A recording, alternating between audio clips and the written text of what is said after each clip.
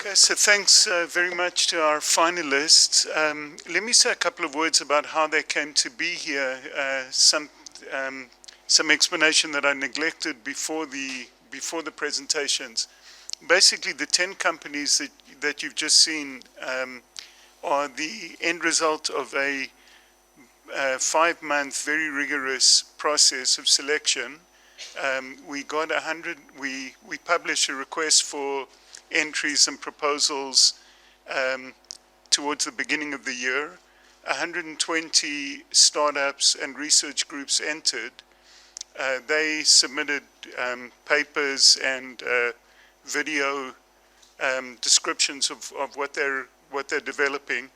The judging panel, which consists of folks from our US partners, the Combating Terrorism Technology Support Office, who you'll be meeting later in the day, as well as MAFAT, the Israel Ministry of Defense R&D Directorate, and some other folks who you'll also be meeting later today, spent many, many hours evaluating the 120 proposals to select the 18 companies, or 19, sorry, companies that will be, that are presenting today. The first 10, the non-mobile applications we just saw, and later on we'll be meeting the 9 mobile entrants.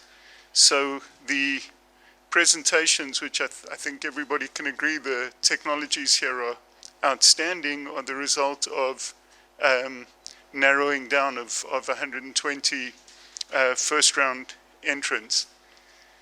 As we mentioned earlier, we would like you now to take a minute, if you haven't already, to choose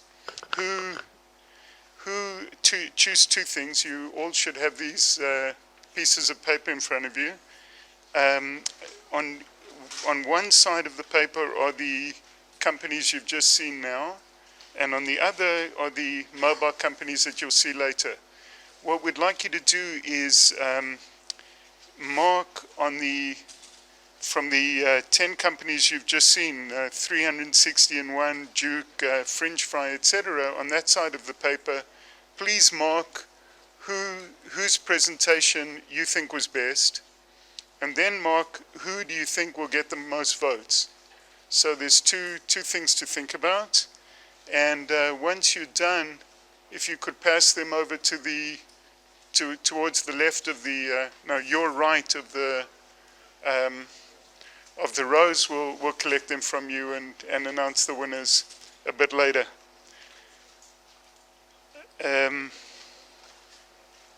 Okay. I think. Yes, sorry, thank you. Please do write your name so we know who to give the prizes to. Good question. Anything else that I forgot? Okay, great. Super. Mobile's on the other side. Yeah, we'll be doing it. Thanks.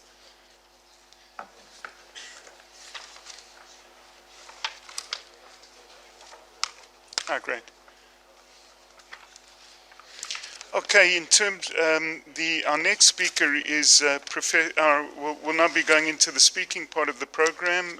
Professor Ben Yisrael is joining us in a second. In terms of, at this point, the judges and the 3 companies, 361, Duke Robotics, and Fringe Fry, please head out to the judging area. Do you know how to? Okay, so Michal or Ido, can you help the judges find their way to the capsule room? We're very lucky today to have again Professor Ben Yisrael, who joined us last year and was nice enough to join again this year, to say some words about the problem of cyber terrorism and how Israel's dealing with it. Professor Ben Yisrael's such a distinguished career that if I went through everything, there wouldn't be time for his talk. So let me summarize very quickly. A former member of Knesset, the head of the Ministry of Defense R&D unit, currently the head of the National Council for R&D and chairman of the Israel Space Agency, as well as the National Council of Research and Development. Let me at this point turn it over to you, Itzhak.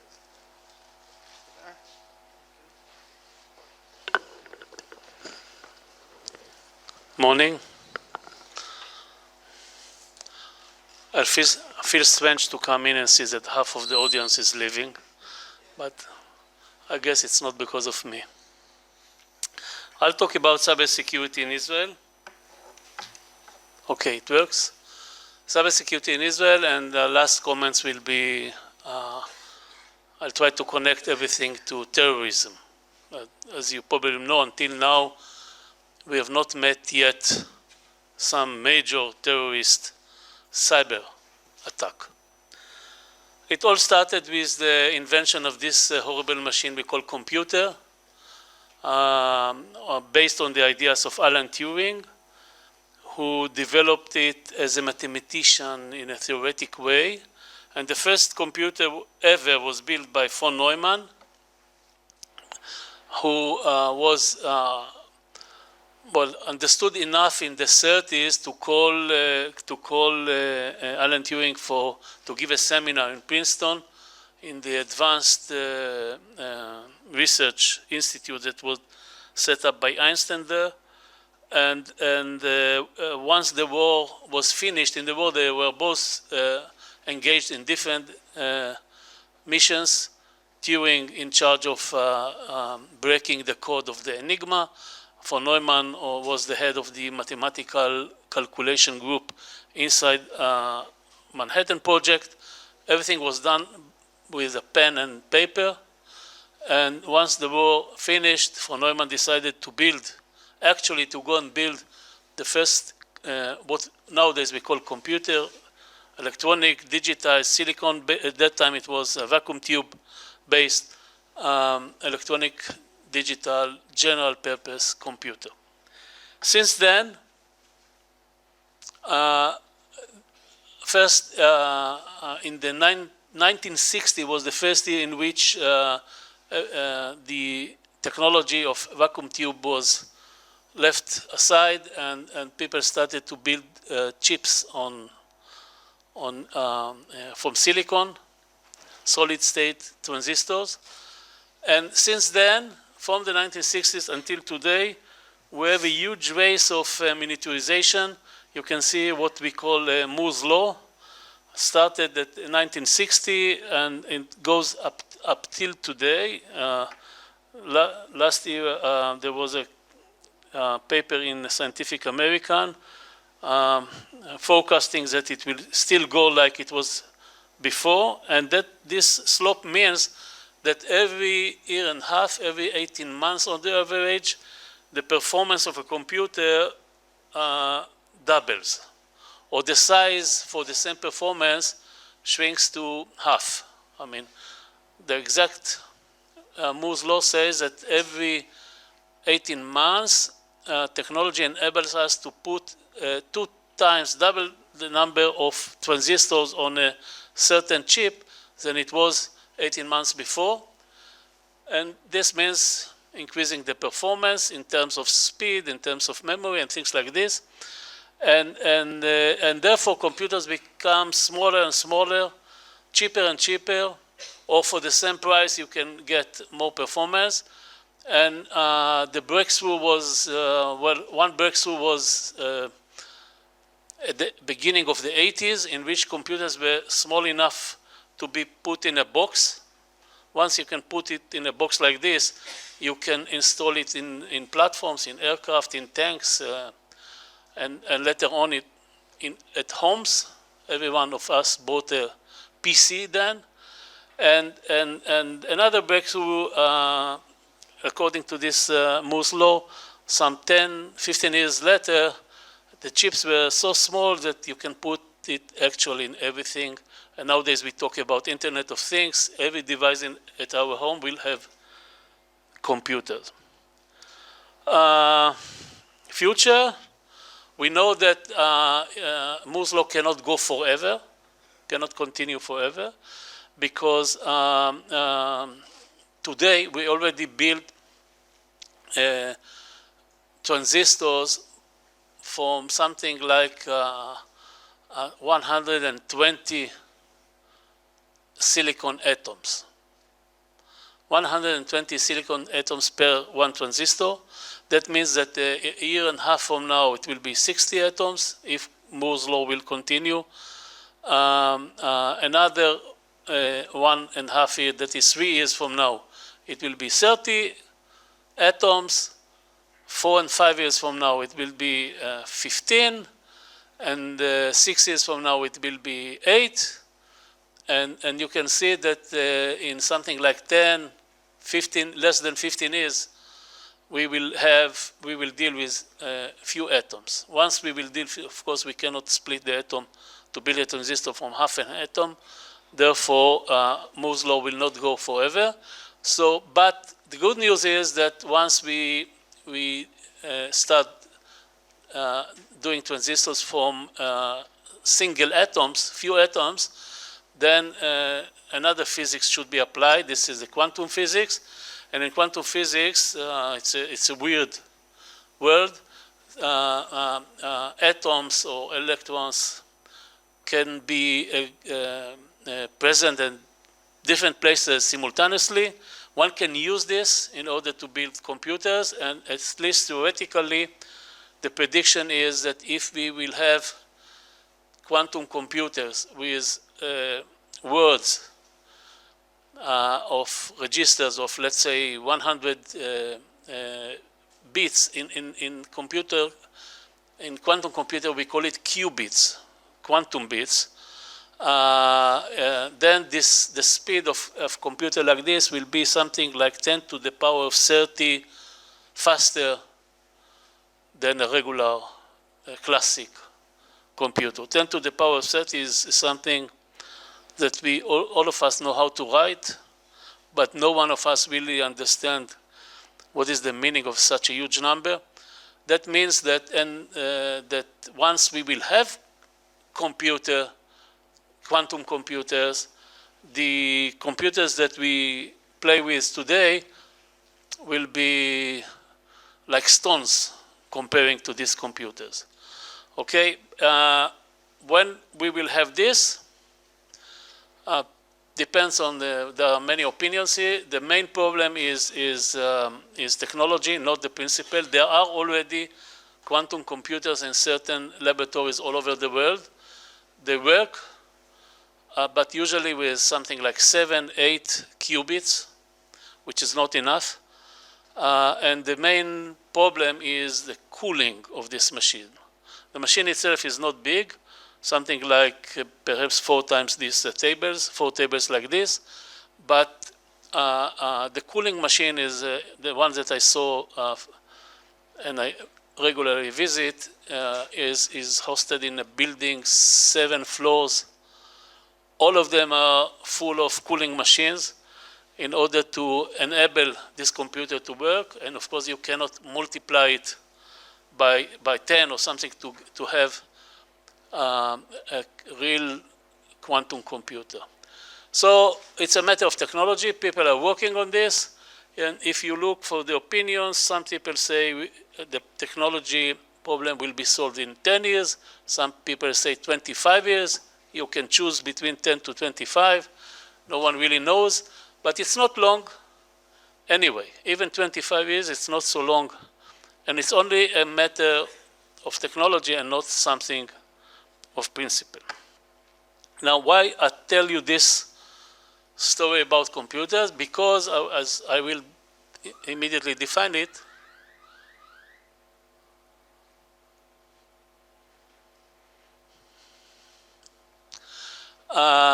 cybersecurity, in a way, is of course, is a result of this technology of computing. And I'll explain it immediately. It all started really because once computers entered into the game, people started to store information in computers. You see here, this is one room out of 5, I think, that the FBI had in 1944. That is 1 year before the first computer ever was built. And you see, these are, what you see here are files, manual files on person, some suspected activity of persons, everything in paper. And it's a huge room. I don't know if you get the whole look at it. It's a huge room. It has less information stored in those files than I have in this. I don't know if you see it, or perhaps only the first line, that I have in this disk on key.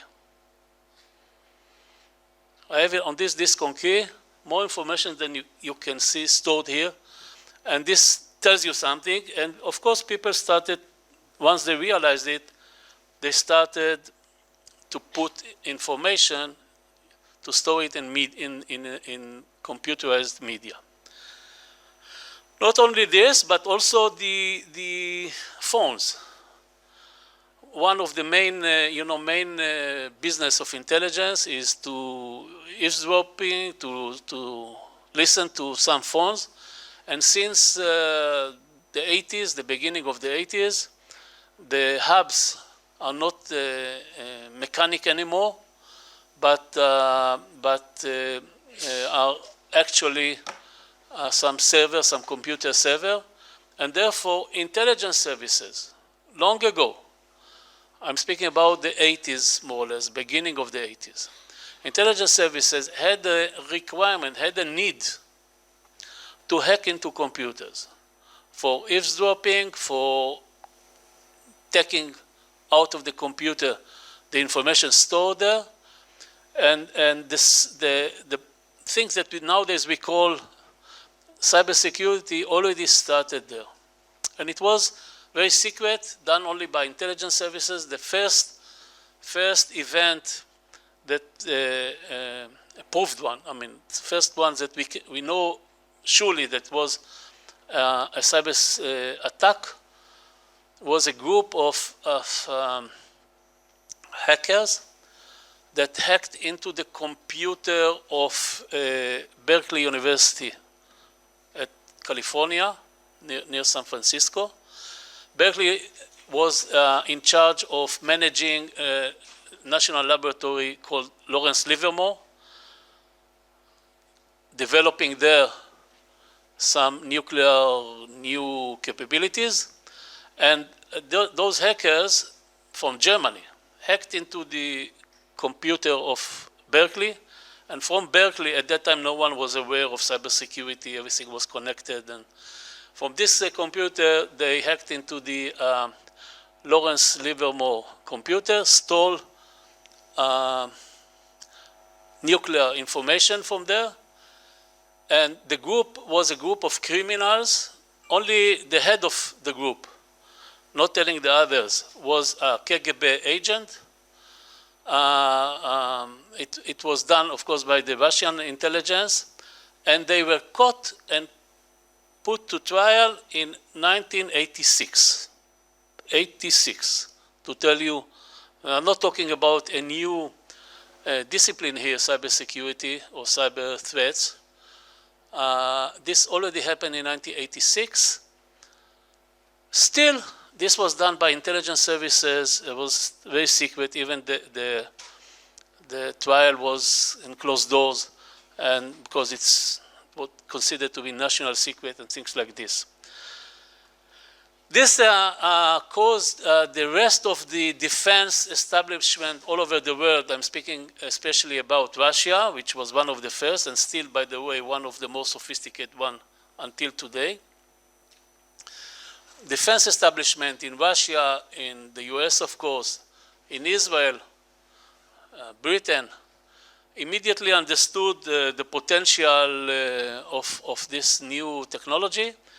And since the beginning of the 90s or late 80s, people started to talk about information warfare within defense. This was not yet part of the public discussions. Information warfare. And the idea was very simple. If computers are entering into every platforms, like, for example, aircraft, tanks, etc., we can, until that day, we had only two ways to neutralize military weapons. One was by kinetic, what we call the kinetic method. I mean, you shoot something physically at the platform. And the other one was what we used to call electronic warfare. That is, for certain platforms which transmits or have receivers, you can block the normal operation by shooting not physical objects but electronic waves and neutralizing them. From the beginning of the 90s, we started to think about, I say we because I was then at the Defense R&D, started to think about another option, and that is if we can put some virus in these computers, then we can neutralize this platform not by physical way nor by electronic warfare, but by something that we called at that time information warfare, IW. When we started doing it in the IDF, this was 25 years ago, we understood there is a lot of potential here. We looked around us and we asked ourselves, okay, what can we do? We found it's very difficult to hack into computers that were not standard, we didn't have enough knowledge about, and most of our enemies were equipped with Soviet-made platforms, and they all had computers there, but each computer was handmade differently in a different factory in the USSR, and it was very difficult. We found it's much easier to go and hit computers that were bought in the West, working with Microsoft, Windows, Unix, you name it, and therefore, and at the same time, we can cause a huge damage. I mean, you can, for example, attack the power production of Syria, no problem at all. It's much easier than attacking the computers of the air defenses of Syria. So we looked around, we looked at the map, and we asked ourselves, okay, what countries are really vulnerable to such an attack? We found only one in the Middle East, and this one was Israel. I mean, the rest of the Middle East, I'm speaking now about the beginning of the 90s, the rest of the Middle East was not computerized enough. I mean, everything was controlled manually. Almost everything. So I wrote then a letter to the Prime Minister and saying in this letter that Israel have a problem. So we started to think, instead of using it as a weapon, we started to think about what we nowadays call cybersecurity, how to defend ourselves. Okay? And as a result of this letter, the government decided in 2002, this is already 15 years ago, 2002, to establish a new unit at that time at the Shin Bet, Shabak, the Internal Security Service of Israel, that will be in charge of cyber protection of critical infrastructures. Critical, we mean power production, water supply, trains. Critical, something is critical if by a cyber attack you can either cause a huge economic damage, which was defined to be more than 0.5% of the GDP. I think it was half. Or if you can, by one attack, cause a lot of life losses.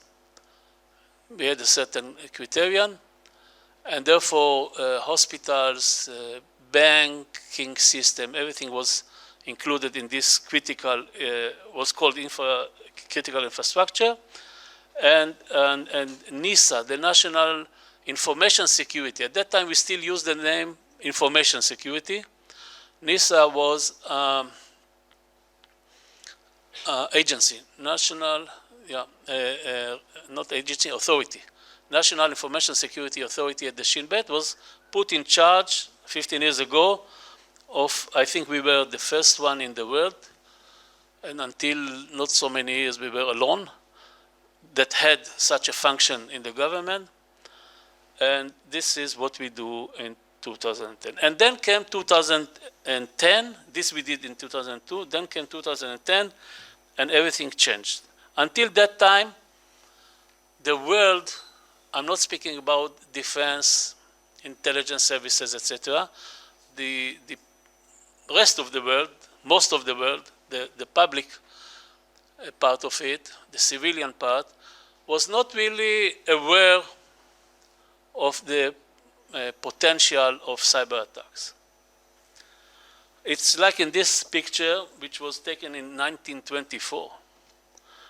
You see, there is some football play here, and people are watching the game. Some less than 100 on their back. There is a house in fire. If you look at the picture from close, you see that no one is looking at the fire. They all look at the game. They are not aware to see what is happening there. They are not looking back, but on the game. The game continues. But this changed. It's backwards. This changed because of this Stuxnet event in 2010. This is the well-known event in which someone put some worm inside the computers of the enrichment plant in Natanz in Iran and caused the collapse of these centrifuges. You see here Mr. Ahmadinejad and the centrifuges. The attack became a very well-known event. Everyone in the world knows about it. And suddenly everyone started to deal with cybersecurity because of that. And on top of it, it broke three paradigms that until then were very common wisdom given assumptions. And some of them are still wrongly held by many people, but three paradigms that one has to understand that were broken in this event. One, perhaps the central one, is that it's not only about information. Until that time, we called this area information security. I told you it was a business of intelligence services. They wanted the information and things like this. And the conception was that a cyber attack is an attack against the information stored in computers. But here, no information was damaged or stolen, or nothing happened to the information. Centrifuges collapsed. The damage was physical. It was not in the virtual world of bits. It was a physical damage. Centrifuges collapsed.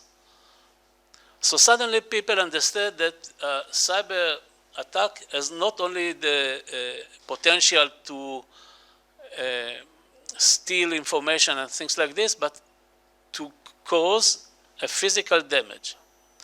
Secondly, second paradigm that was broken, people until that time thought that the way to attack is through the internet or some other network which connects the victim computer to the external world.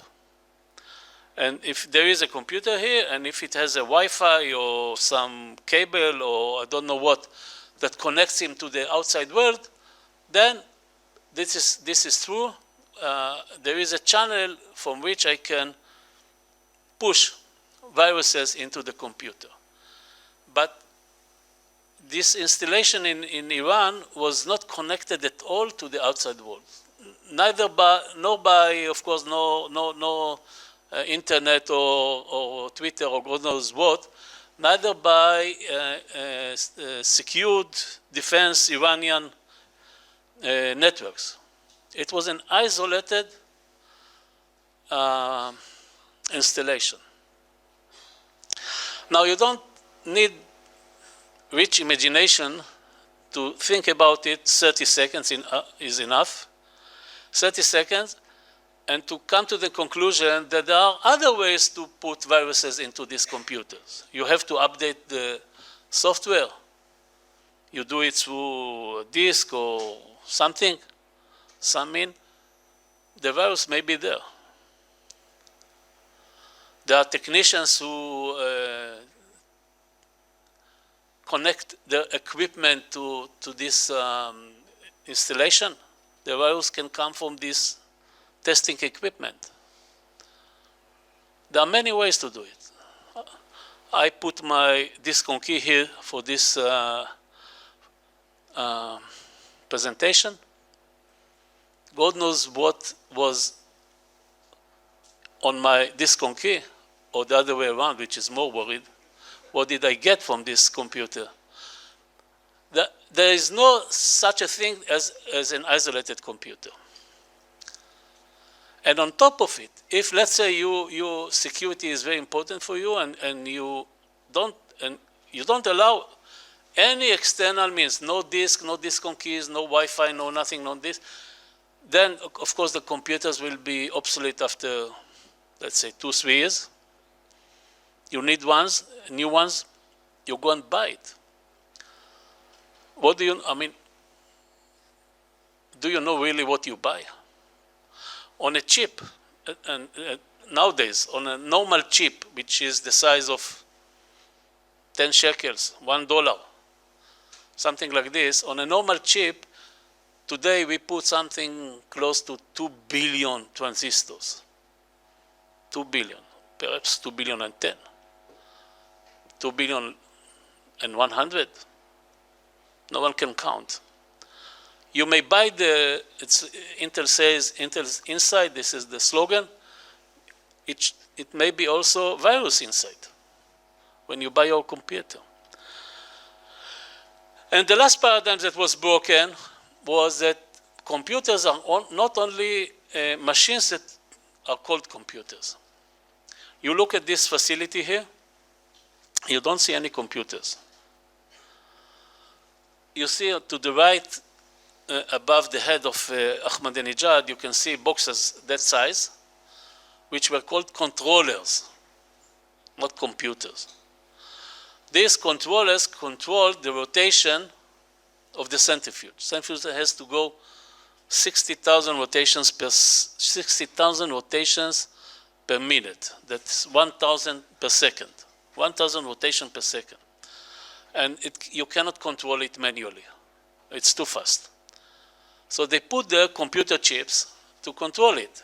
And they call it controller, SCADA controller. You have controllers like this here, the air condition, light, the screen over there. If I take this one and send something to the screen there is a computer chip there which receives it and translates it into operation. These are all controllers. And we are surrounded by thousands and thousands of controllers. There are more controllers than human beings in the world. And someone put a worm not in the computer of the Natanz enrichment facility, but inside the controllers that control the rotation of the centrifuge. Now, because of this, everyone became aware of the real potential of cyber attacks, including Israel. I mean, not because we didn't think about it before, but because once we realized it, once the whole world around us is dealing with it, that means that now all the theoretical threats that we thought about before now may become actual ones. So we have to jump another step in this ladder to be more prepared. I was called by the Prime Minister in 2010, and he asked me to formulate Israeli policy, how to be more prepared to this new cyber era. You see here the cover page of the report that I wrote to him, something 400 pages, which no one read, but a very good executive summary. And what is more important, some very focused, certain recommendations that were discussed a few times in the cabinet, and by mid-2011 became government resolutions. The first one of them was, of course,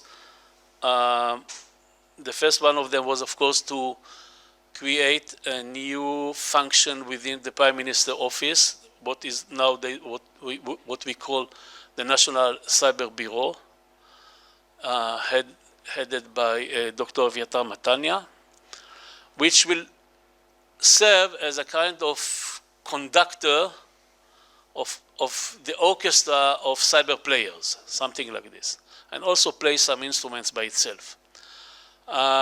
This is the first one, and there were another 12. Each one of them touched a different element in the overall ecosystem, because our conception was that you cannot really, I told you about Moore's law and the rate of change of computers. So the rate of change of technology is so fast that you cannot really call a group of experts every 5 years or so and ask them, okay, make us a 5-year plan and come back 5 years later to see if it works or not. Once you write the report, it will be already half obsolete. Rate of change is too fast. And therefore, we thought we need a kind of living ecosystem that will react by itself to new changes in technology, new threats, will develop new solutions and things like this. Fortunately enough, we had something like this in what we call high tech. Here in Israel, I'm speaking about Israel. All the right elements connected in the right way. And when we say high tech in Israel, we usually mean computer science, computers, microelectronics, communication. And when you think about cybersecurity, you need the same disciplines. You speak about computer, communications, microelectronics, etc. And therefore, the only thing we had to do is to take the existing ecosystem, the high-tech ecosystem, and shift it a few degrees only, not 90 degrees, a few degrees only towards cybersecurity. It's not so simple, so you have to go an element by element and ask yourself, what are the differences between cybersecurity and high-tech, and what should be done by the government in order to overcome the gaps. One example is export. You know that in Israel, you cannot build anything that will maintain itself, will be healthy, based only on internal consumption. I mean, we are not enough people living in Israel to be a real market. And therefore, if you want something to live, it should export. But cybersecurity, in a way, is sensitive. How do you overcome this sensitivity without blocking export? Because if you block export, you miss the whole point. So we had to solve it. And at the end, these were all the certain recommendations about, at least in this case of export, we succeeded because, as you can see, this was 2014. The numbers for 2015 are a little better. In 2015, we had something like 10% Israeli export of cyber products and services was something like 10%, close to 10% of the global market. And I don't have to tell you that we are not 10% of anything else. And if you look at the investment in R&D in 2015, it was 15%. 15% of the whole world investment in R&D of cybersecurity were done in Israel. Number of companies jumped by a factor of 2, investment by a factor of 4. These are huge growth rates, and this is all because we did the right things. Meantime, Moore's law is continues celebrating, and chips become smaller and smaller, and therefore all this, I'll show you a few pictures of old things that phased out of the world, like books and cameras and mails, physical letters, maps, things like this. They were all shrinked into this computer that wrongly we call a phone, but this is a very strong computer. Everything became connected. I don't have enough time to talk about the Internet of Things, but the idea is to connect every device at your house with, first of all, inside the house. If I have to wake up at certain time and I set up my watch, electronic watch to operate the radio at a certain time because I have to be in Jerusalem at a certain time, and something happens when I go to sleep, my appointment in Jerusalem perhaps is cancelled. In the future, it will go from my phone to the radio and let me sleep another half an hour or an hour. Or if it will get the information from Waze that there is some traffic jam, it will wake me half an hour before and things like this. Everything will be connected. You smile, you think it's science fiction, but in order to wipe your smiles, I'll show you the refrigerator my wife bought a few months ago. This is at my kitchen. There is a point there on the right side. There is, you see it better now, and this is even closer. I asked my wife, what is this? She told me that when she bought the refrigerator, they told her that if there is some problem with the refrigerator, she should put her phone no more than 1 meter from this point. It will connect through Bluetooth with the refrigerator, and the refrigerator will use her phone to send a message to the maintaining company in Petah Tikva, and they will send, first of all, a message to her phone when the technician is coming, and then the technician will come with the right spare part, and not only, looking at the refrigerator, going back and bring the right spare part, because everything is there. And I tell you that every morning when I make myself coffee, I look at this point and I ask myself, what else is there? I stopped talking with my wife in the kitchen, for example. Therefore, the way I see cybersecurity really is the dark side of the computer. It's not something standing alone. It's the dark side of the computer. Some people say, like the moon has the dark side. Some people, they say that the moon really doesn't have a bright side. It's only a reflection of the sun, so the whole moon is the dark side. Perhaps it is like this. And that is why the two are so much connected. One of the recommendations that we had in this report to the Prime Minister was we pointed at a very weak link in the chain, in the ecosystem, that is universities, all over the world, by the way. Usually, universities are places in which new ideas emerge. These new ideas, then we have a problem how to take the ideas from the university, translate them for the sake of the market and industry, etc. In cybersecurity, it is almost the other way around. It was the other way around. I mean, it was developed by practitioners.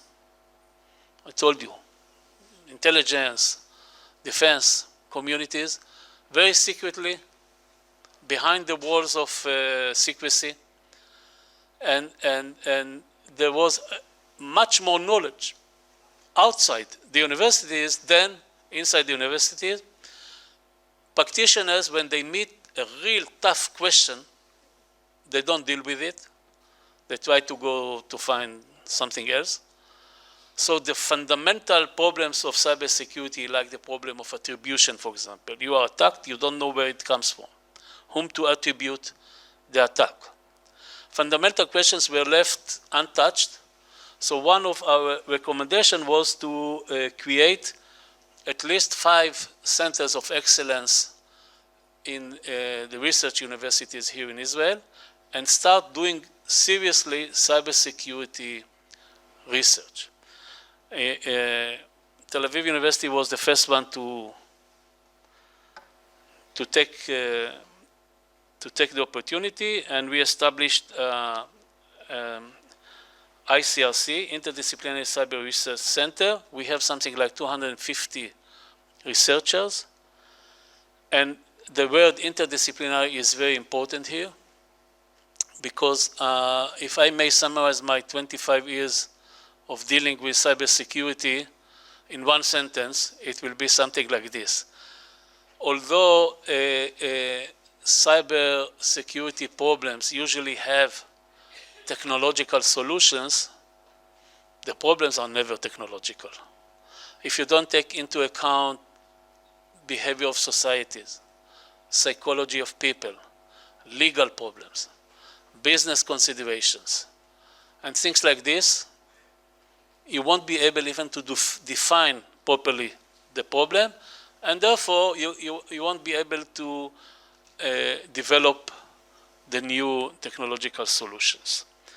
We also do, Tel Aviv University is doing with the National Cyber Bureau every year, and this year it will be 10 days from now, starting June the 19th, an international conference during the National Cyber Week, and I want to show you this clip, which is the last one in my presentation. It works. Okay, if you come, you'll be able to meet, for example, Chris Roberts. This is about terrorism now. This is the guy who claimed that while he was flying in a civil aviation aircraft, he succeeded to hack into the flying computers of the aircraft through the entertainment system. We invited him to talk last year in the conference. He was arrested in the airport by the FBI because he did something illegal, but he was released 2 days afterwards. I hope he will come again. So see you then.